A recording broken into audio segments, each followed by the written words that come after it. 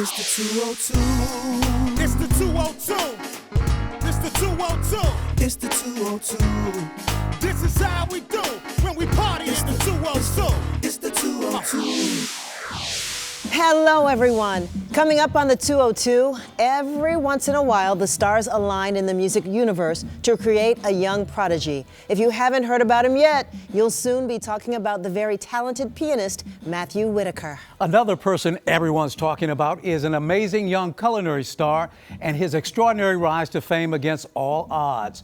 Award-winning chef and author Kwame Onwuachi is also here, plus over on the turntables, one of the most popular DJs in the country, the noisemaker nation himself, our buddy DJ Dirty Rico. What's happening? Hey, what's good? I've been seeing you all over the country, but that's nothing new, right? You travel all over. I mean, I've been doing it, big ups to my brother right here in Devon, so we've been having a lot of fun. It's been great. You know what I'm saying? We've been up in New Orleans. That's right. We've We're been in New Orleans together everywhere. And it was wow. So, I've been having a good time, but it's always great to be home and on that 202. And making some noise. All right. Love it. Love it. Still in his teens, piano phenomenon Matthew Whitaker, who also happens to be blind, has already reached career milestones that often take decades. Let's see. First place at Showtime at the Apollo at age 9. Already signed with a record label, performing all over the world, and even appearing on Ellen. The 202 is thrilled to present Matthew Whitaker.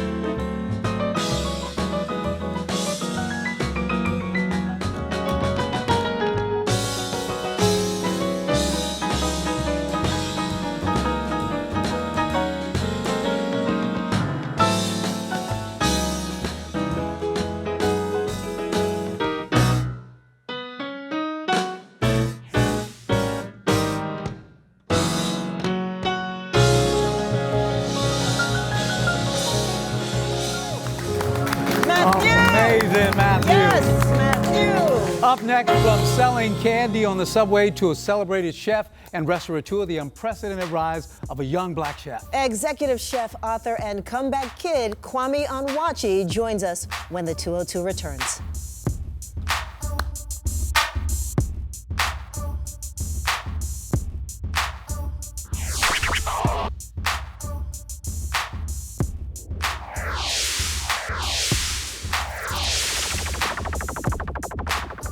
It's the 202.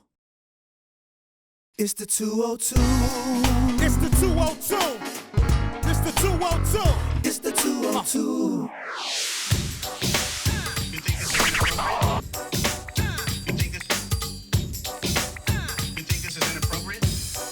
Welcome back to the 202. Now, if you think reality TV shows like Top Chef sizzle with drama, they're nothing compared to the real-life drama of Chef Kwame Onwuachi's rise and fall and rise again to fame, despite the odds. He's been hailed as a rising culinary star with local and national awards. And he opened 5 restaurants before even turning 30. But in his memoir, Notes from a Young Black Chef, Kwame Onwuachi serves up a powerful and brutally honest story about what it took this black chef to make it. Hi, Kwame. Hey, how you doing? I'm doing excellent. I first noticed those black fingernails. Yes. Yeah. What is that all about? It's about self-expression. Ooh, Yeah. I love it. And I could tell you express yourself. I see the tats all over your Yeah. arms. Well, honestly, my nieces are in town, and I got a 40 under 40 like Washington Business Journal award last night. So I took them all for manicures and pedicures. Wow. So we all got our That nails is done. sweet. But I'm digging them though. I like Yeah, it. too. I like Yeah. it. Yeah, Wow. this is maybe Look my good on new camera. thing. Shout out Yeah. to your nieces for doing that. That's awesome. Yeah. Awesome. But you've been expressing yourself in a book, which was amazing. It's a fascinating story. But what was fascinating about it is that, you know, you didn't hold anything back. It was interesting to find out that it was a rocky road that started, you know, young, very young, from like selling candy on the subway to try to make your dream come true.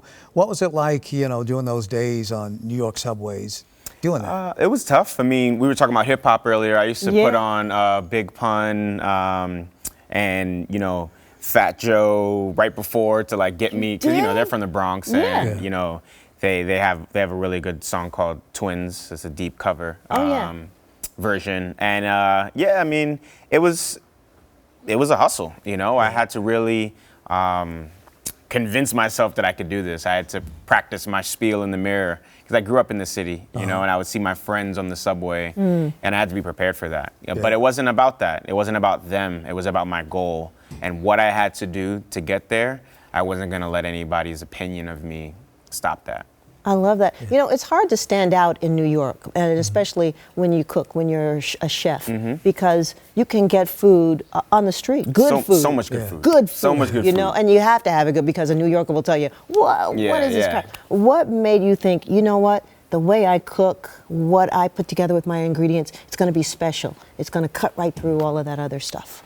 It's about self-confidence, you know. You got to believe in yourself before anybody else will believe in you, right? So it starts with I can cook, or I can sing, or I can dance, or I can practice medicine. You know, it doesn't really matter. Your training is extremely important, but you having the belief in yourself is the most important part of that. Yeah. You know, what I found in the book, too, is that some things that were constant from the very beginning, it was gumbo soup. Oh, yeah. And your mom throughout helping you on every step of the way. Yeah, I mean, she was an integral part of my life. She's the reason why I became a chef. You know, she had a catering company that she operated from our 1-bedroom apartment in the Bronx. Yeah. And me and my sister were put to work, probably illegally at a very young age. But it was better than doing laundry, you know, peeling shrimp and stirring roux. Those were the fundamentals of my career, and I wouldn't be here if it wasn't for those moments standing next to my mother and sister in that kitchen. Wow. Wow. Yeah. Has to be so personally rewarding to actually become a chef after going through that. Yeah, I mean, it's one of the largest, you know, occupations, you know, like we have like a lot of people work in the restaurant industry or the hospitality industry, and to break through is incredibly tough, and it takes resilience, and it takes most of all confidence in believing in yourself. But you know what, there's a lot of pressure with being a chef, isn't it? You've received so many accolades and honors and recognition. Talk about the pressures. Oh, the pressure, it doesn't stop. You know, it comes with the territory. It's the hat that I wear. You know, caring for someone, nurturing someone, there's always a lot of pressure in it, because if you let them down, you kind of ruin their day, right? So it's more than just putting food on a plate. It's creating an experience for someone that they remember, hopefully for the rest of their lives. Wow. And some of the things from the book that you seem to remember is what you learned early on. Your mom sent you to Nigeria? She sent me packing. Sent me packing. To learn respect. What was that all about? Well, I was veering off on the wrong path, which I think is easy from where I come from. You know, I come from South Bronx. You know, it's easy to veer off on the wrong path. We start taking the train alone at like 9 years old to get to school. It's just part of growing up in New York City. And if you fall into the wrong crowd, that will change the course of your life. You know, and my mother saw that and she wanted to nip that in the bud. Now, she told me I was only going for 2 weeks. And I know I would not have gotten on the plane if she told me I was going for 2 years. So, so shout out to Mom. She, you know, tough love. She's given me my whole life. And I think sometimes those are the people that care about you the most. There's always a takeaway going to a special and significant place. What were some of your takeaways from Mine was travel? appreciating the small things. You know, I'm going to be quite honest with you. I came back as an American teenager, so I got back into the things that sent me out there anyway. But as I got older, I started to appreciate just the small things, like, oh, I remember when we had to go and fetch our own water. I can just get water simply. I remember when we didn't have electricity and I had to do my homework by kerosene lamp. You know, these small things that I think a lot of us that are very fortunate take for granted. There are things that we shouldn't. And that's my biggest lesson that I took away from that. Wow. Now, you trained in some of the biggest and finest restaurants in New York, but that was kind of a rocky road too. Some things that you encountered there were troubling, but tell us about that. You know, I think it's a road. You know, roads are rocky and roads have the smooth parts on them depending on what neighborhoods you're going through. But they teach you things nonetheless. You know, I learned a lot in those places. I learned a lot of technique, but I also learned how I did not want to lead, right? So I think I still took away a lot from those experiences, and I wouldn't be here today if I hadn't gone through that. It brought me here. But, you know, my job now is to try to create an environment that's different than that, with still the sense of urgency, you know, without the sense of, you know, hazing or not really getting in tune with your employees to understand what they're going through and why they're having these you know, a lot of yelling, behavioral patterns that aren't really professional. Yeah. You know what I find fascinating? So many young people that are 9 years old, 8 years old, that are young chefs. I love the shows like Shop Junior and things like that. What do you think about all these young kids that some of the things they come up with, I'm like, I would never even think that I would use saffron with anything, and they're looking for it in the kitchen. Well, I think it's really good. You know, I think it's a double-edged sword, honestly, if I'm going to be quite candid with you, because like the industry is so tough, and if you get into it at a young age and you're like kind of like in this limelight, it only lasts for so long, and you have to really put in the work. So hopefully those kids continue with that and don't get discouraged by it. But on the other hand, seeing what these kids are producing in this small amount of time is incredible. It blows like my I don't know mind. if I could have even thought of those things at that age. Yeah. Now we've talked about the up and down. The up right now is Kith and Kin, your restaurant at the Wharf. Tell us about that. It's a great restaurant. It's an Afro-Caribbean restaurant. It's based off of my childhood, my upbringings. You know, we have 4 pillars of our cuisine. It's Jamaican, Nigerian, Trinidadian, and Creole. And then, you know, we also touch on the American South and all of the diaspora as well. So, you know, what's special about Kith and Kin for me is that, you know, a group of people that haven't really been represented in the culinary industry are able to now celebrate a special experience, a birthday anniversary, a graduation, while still celebrating their culture, you know, and that doesn't really happen that often in this country. You don't see high-end Caribbean restaurants or soul food restaurants where you can go for an outing, and they're starting to come more on the rise, and it's cool to be a part of that movement. Well, and you've got so much life ahead of you, but they're already making a movie about you? Yeah, yeah. I mean, how does that work? I don't know. Just the stars aligned. And tell them Yeah. who's playing you, who will play you in the movie. Lakeith Stanfield. Yeah. What do you think of that? That's cool. That's super Very cool. The cool thing is about it is my favorite actor, so it was awesome when he was interested in playing me. I was like, yes, let's sign this. What do we need to? What contracts do we need to put out? Let's do this now. Nice. Yeah. Nice. That is awesome, as you are. Thank you. Thank you. Thank you so much. Yeah. When we come back, more with a young musician who charmed everyone from The Ellen Show to social media to audiences around the world. Piano phenom Matthew Whitaker returns to the soundstage to share more of his gift right after this.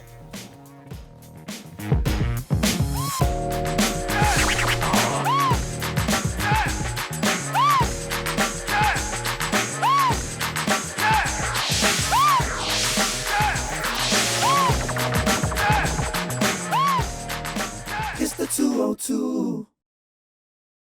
It's the 202. It's the 202. It's the 202. It's the 202.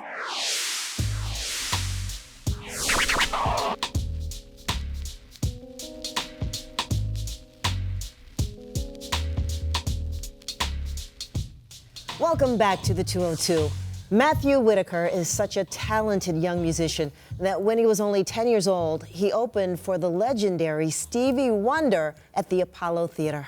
But just as his amazing talent makes you stand and take notice, what also seems to strike a major chord with audiences is his engaging personality. Man, you seem to be the most joyful person I've met all week. Thank you so much. Thank you so much for coming. We appreciate that. We've been waiting for this all week. I know, remarkable. If I could play like Matthew Whitaker, just amazing. Now, was this thing, when did you realize that sitting before some keyboards, you could actually play the way that you play? When I was 3 years old, my grandfather gave me my first keyboard at the age of 3, and I taught myself nursery rhymes. At 5, I started taking piano lessons. 5. Wow. 5 years old. Yeah. Classical piano lessons. Classical. Yeah. Yep. That's a Whoa. big step. What was the first piece you learned? First classical piece? Nah, that I don't remember. Wow. I think it was this one. Right? Okay. Yeah. I think. Okay. Man. Now, you've been all over the world traveling, playing. What's that been like for you to visit all these countries and play your heart out? It's been amazing to travel and be an inspiration to a lot of people, and it's been a wonderful experience traveling to new places, to places I've already been, and performed there again. And What's been your favorite?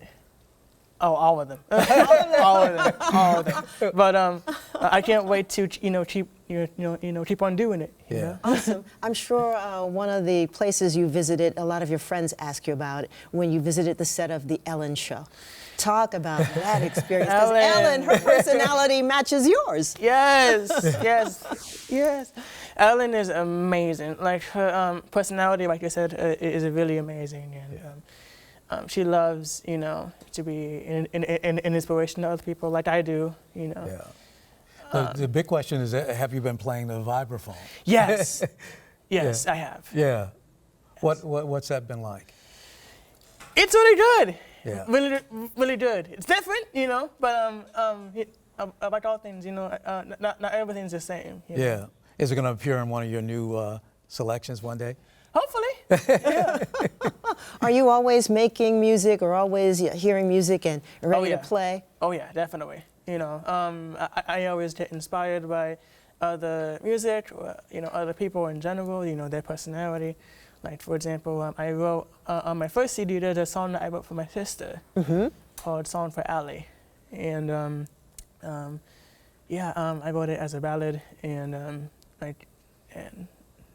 she's my sister and my best friend, Oh, that is awesome. And you know what? You're wearing some shoes that I think are one of my favorite type of shoes to wear. Oh, wow. Toms. Are you wearing Toms? I think those are Tom's you got on. Yeah. Yeah. Okay. I love how Tom's gives back. It fits with everything about your personality because you give back by giving us such great music. Thank you. But you're not wearing the socks. I saw your socks on social media. Yeah, Love the socks. Yeah, this time we'll switch up. Yeah. No socks. No socks. No socks. No socks. Now, we've heard a lot of mention of Stevie Wonder in your life. Yes. How did that ever happen? How did the two of you come together? Oh, he was being inducted into the Hall of Fame at the Apollo Theater, and I met him in his dressing room like before I was gonna go on stage and play. Right, so like, a few minutes before I went on stage and opened for him, I was in his dressing room. Wow. And he gave me one of his harmonicas. Wow. Yeah. What? Nice. And his shirt, it also had a braille on it. No. He gave you the shirt off his back? No. Okay. No. The shirt he was wearing had a braille on it, and it said "Just Be You." Yeah. Yeah. Ah. And Appropriate. You yeah, had to and be pumped up after that. yeah. Stage. Yeah, he's Pumped up, man. he's an amazing guy to be with. I hope to, play with him one day because I opened for him, so he wasn't on stage, when I was actually playing. But I hope to play with him one day and collab with him one day.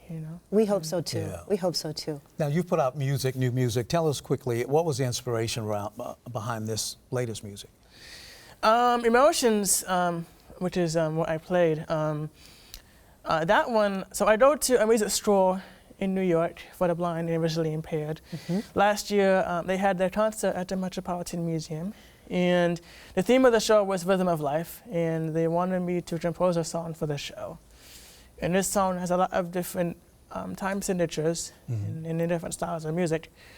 And yeah, it's called Emotions, and it's on the new record, Now Hear This. And you call it new jazz? A lot of styles, Okay, A lot of okay. styles. Yeah, a lot of styles. As you can do. Now, this song that you're going to perform for us has some special meaning. Tell us, what's the story behind this? Okay, so this song is called Miss Michelle. Wait, that's me. It is written for my manager, who has the same name as you. But basically what happened was we had a meeting at my house, and we were talking about songs that were going to be on my new CD, Now Hear This. And she said, "Hey Matthew, why don't you write a song for me?" And I was like, "Okay." So like I went downstairs to the basement, which is where all my instruments are and my software and stuff. So I had this idea of like a Brazilian type style song with the R&B thingy here and there, But hopefully you liked it. Oh, I'm sure we will. Let's get to it. All right. Okay. Matthew Whitaker.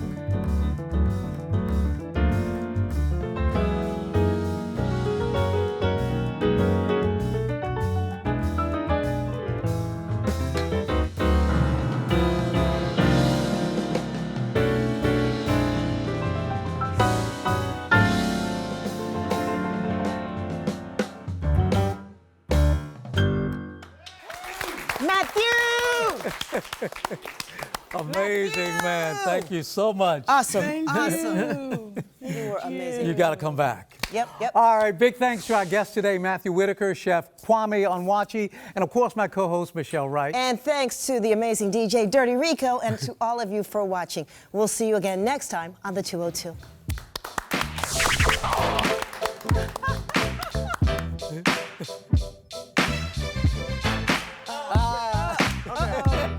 Gotta get funky now. Wait.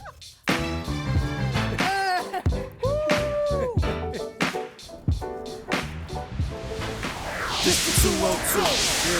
This the 202. Home of that good live music. Live on set, live audience approves it. The best hosts that don't get no tighter. Herman and Michelle can't get no righter. Taxation, no representation. But the 202 repping for the capital nation. So from 703 to the 301. Yeah, we all come to have some fun. It's the 202. This the 202. This the 202. It's the